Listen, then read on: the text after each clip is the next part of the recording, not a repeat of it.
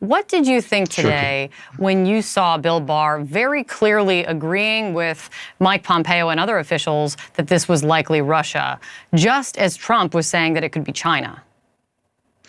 Well, I was very glad to hear the Attorney General speak forthrightly about what the facts are, which is that there is no basis to go forward with these special counsels, either because of these claims of election fraud or the Hunter Biden tax investigation. I don't think it's any coincidence that Bill Barr is finding his intestinal fortitude and spine just in the days before he departs from office. But again, it's better late than never. And I think even Bill Barr realizes that there is no way that these calls can be justified. So he is going to be speaking out, and I'm sure he has irritated Donald Trump immensely. Yeah, we'll wait for the follow-up tweet on that one from the president for sure. But with this, it's pretty interesting. It just really crystallizes that Donald Trump is ending his presidency really in the same place as he began it, incapable or unwilling to confront Russian aggression. And of course, it started with Russia's interference in the 2016 election. Just here's a reminder. It's probably not Russia. Nobody knows if it's Russia. I mean, it could be Russia, but it could also be China. It could also be lots of other people. It also could be somebody sitting on their bed that weighs 400 pounds, okay? You know, they talk about Russia.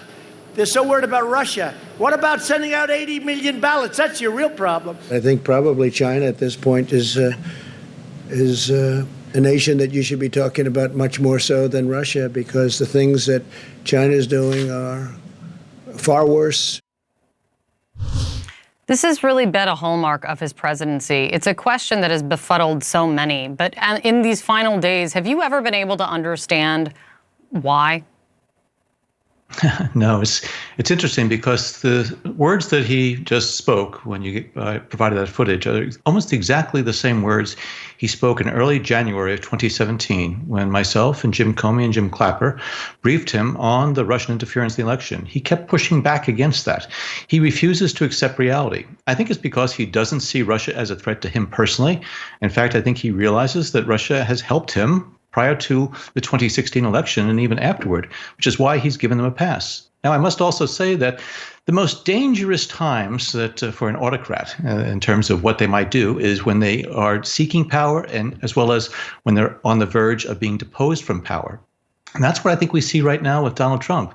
He is clearly very frightened about what is ahead of him when he departs from the White House. He knows what he has done wrong throughout the course of his life, either during his time at the White House or prior to that. And I think he is very, very frightened at the prospect of being a private citizen and subject to whatever might be coming his way from the standpoint of legal charges or whatever. But again, he is clearly a desperate person who is grasping at whatever straw.